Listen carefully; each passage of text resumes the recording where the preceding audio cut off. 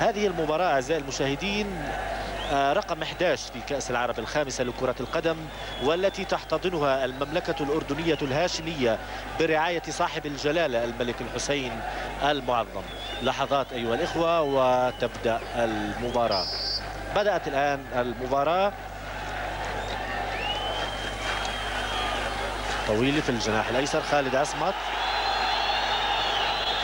دخل وماشي وممكن يشوط، وفعلا شاط وشوطة حلوة، وأول كرة بإيد حارس المرمى ناصر شوشان. طارق سليمان رقم 16 من المنتخب المصري شاط وترجع مرة، كان خطيرة لكن في تسلل في رافع الراي عيسى الجساس من الكويت.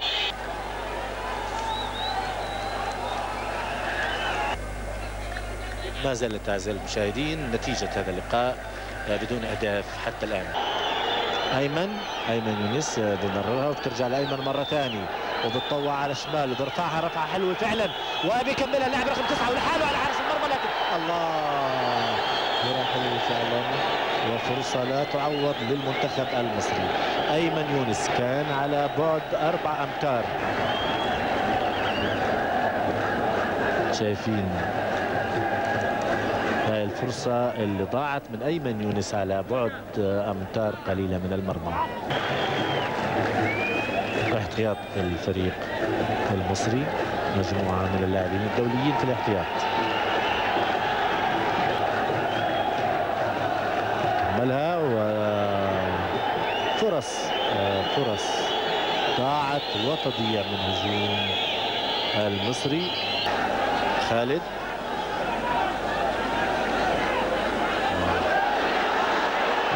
في كرة من الفريق المصري، لكن نهايات الألعاب حتى الآن بلا نتيجة.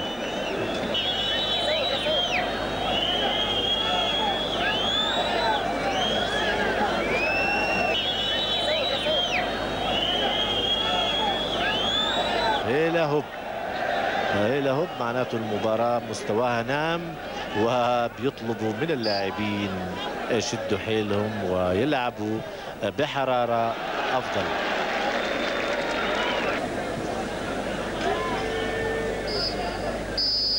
وهكذا أيها الإخوة ينتهي الشوط الأول من هذه المباراة.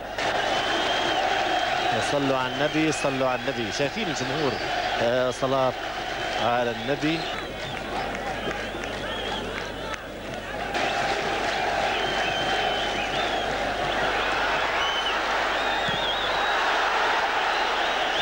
علاء ميهوب أخذ كرة مقص لكن في الأوت.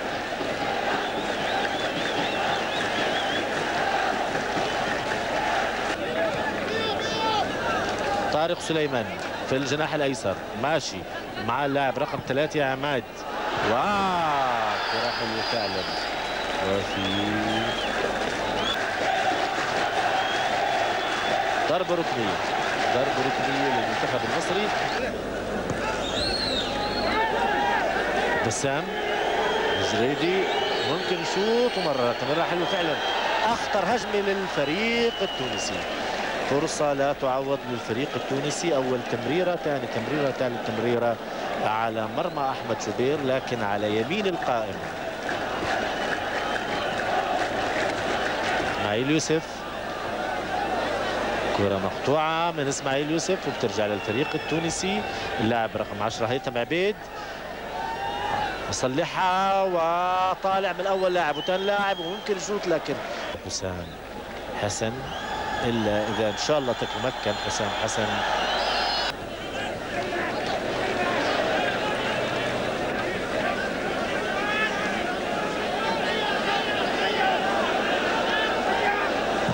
الله، والهدف الأول.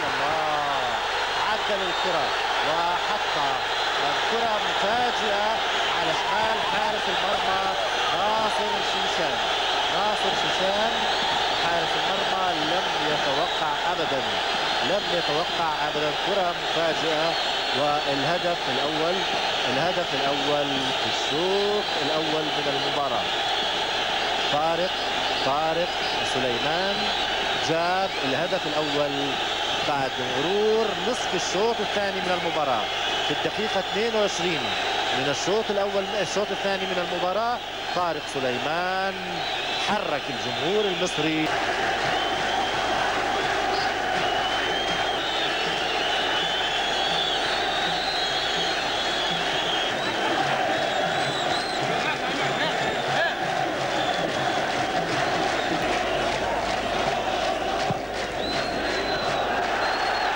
كرة قوية من ضربة حرة مباشرة.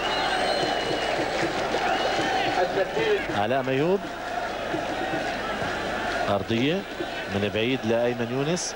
أيمن يونس تمريرة حلوة، ممكن يطلع وممكن يشوط وفرصة يشوط. والله الله يا كرة حلوة و في اوفسايد في اوفسايد تسلل. محمد عمر اللاعب رقم 6 راح يخرج، شايفين الرقم، ويدخل بداله يكن هشام يكن. شايفين محمد عمر طلع متأثر، أصيب.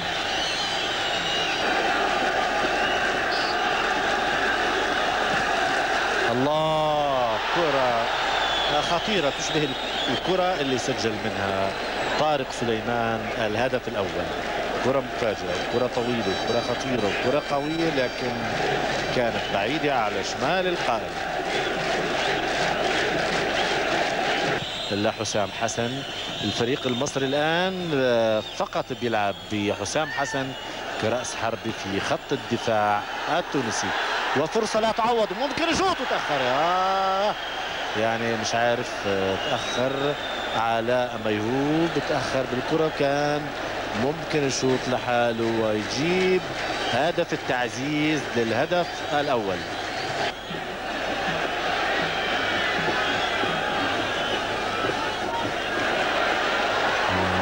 حلوة فعلا، ورفع حلو وكملها، لكن بيدخل حسام حسن بيضربها براسه في الأوت. إبراهيم حسن أخو حسام حسن.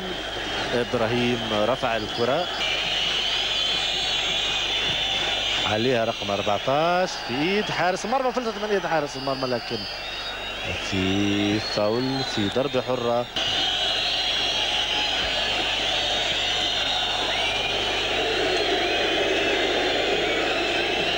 طويلة.